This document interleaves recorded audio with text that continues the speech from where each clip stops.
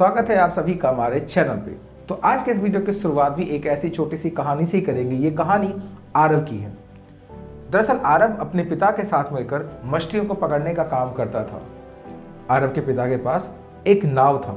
उसी नाव के सहारे वो मछली पकड़ने का काम करते थे। लेकिन एक बार समुद्र में तूफान आने के कारण उनकी नाव टूट जाती है, जिससे कि आरव के घर का खर्चा भी बहुत मुश्किल से चल पाता है। कुछ दिन के बाद आरव के पिता आरव से कहते हैं कि अब तो स्थिति ऐसी हो गई है कि मैं घर भी चला नहीं पा रहा हूँ। आरव काफ़ी परेशान हो जाता है ये सुन के।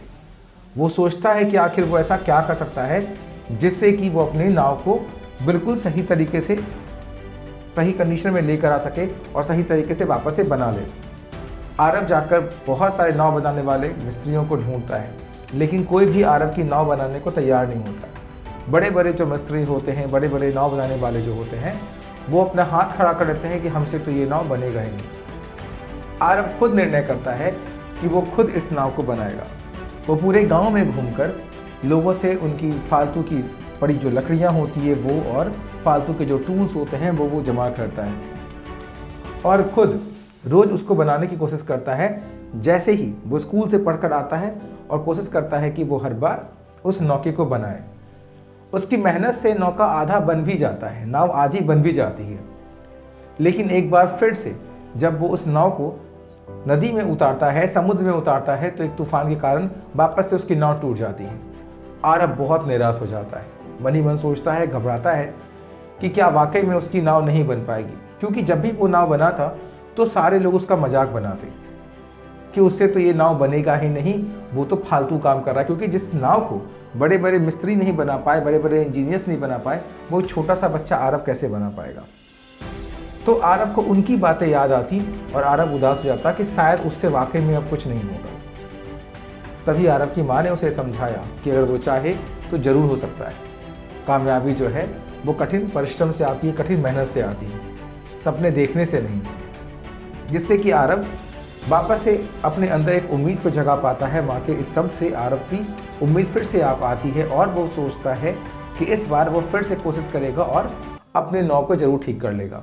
आरव फिर से बहुत लगन के साथ, पूरी मेहनत के साथ लग जाता है। 2 महीने के कठिन परिश्रम के बाद आरव वापस से वो नाव बना पाता है और इस बार जो वो नाव बनाता है वो पूरी तरीके से बिल्कुल पेंट करके, कलर करके बहुत अच्छे तरीके से वो फिनिश कर देता है।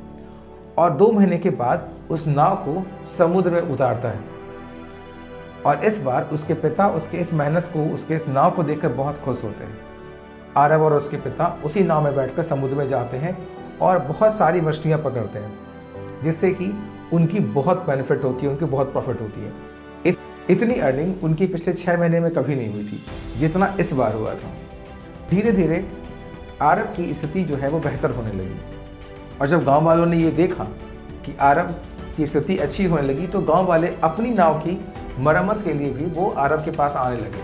और ऐसे करते करते एक समय आरव जो है वो अपने गांव का सबसे युवा उद्यमी बन गया। और जब वो उद्यमी बन गया तो एक दिन गांव वाले उससे पूछते हैं कि तुम्हारी तो किस्मत बहुत अच्छी थी, तुमने तो ये सब किस्मत से पा लिया। तो आरव सोचता है और मुस्कुराता है कि नहीं, किस्मत से नहीं, टूट कर पाया है, टूटने से पाया है। क्या यही सच नहीं है हम सभी की जिंदगी में कि हम सारे लोगों के सामने बहुत बार बहुत सारी समस्या आती है, बहुत सारे प्रॉब्लम आती है और जब भी प्रॉब्लम आती है तो हम उस प्रॉब्लम को डील करने के बजाय, उस प्रॉब्लम से कुछ सीखने के बजाय, प्रॉब्लम को सॉल्व करने के बजाय पीछे मुड़कर भाग जाना पसंद करते हैं। कोशिश करते हैं कि ये प्रॉब्लम कोई और सॉल्व कर ले और हमें कुछ ना करना पड़े। जो भी प्रॉब्लम से हम चाहते हैं कि हमारे फ्रेंड्स, हमारे रिलेटिव्स या फिर हमारे कलीग उसको सॉल्व कर डालें और हमें कुछ भी ना करना पड़े, हम बिल्कुल निश्चिंत हों। लेकिन क्या ये भी सच नहीं है कि जो वाकई में प्रॉब्लम से भागेगा क्या वो सफल कभी हो सकता है? आप खुद सोचिए कि वैसा कोई भी इंसान जो वाकई में प्रॉब्लम से भागता हो, क्या वो खुद सफल हो सकता है कभी? क्या ये प्रैक्टिकली पॉसिबल है कि हम मेहनत से भागें और उसके बाद हम कहें कि हम सफल हैं? ऐसा तो हो ही नहीं सकता, क्योंकि आप भी जानते हैं कि सफलता तो हार्ड वर्किंग से ही आती है।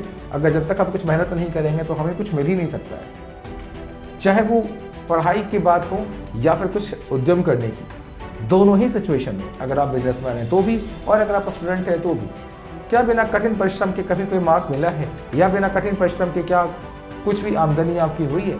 कभी नहीं होगी। क्योंकि अगर हमें सफलता पाना है तो निश्चित रूप से हमें अपने अंदर आग को जलाना पड़ेगा, हमें अपने अंदर की सारे के सारी पोटेंशियल को जगाना होगा, तभी हम कुछ कर सकते हैं, कुछ बेहतर बन सकते हैं। Thank you for watching.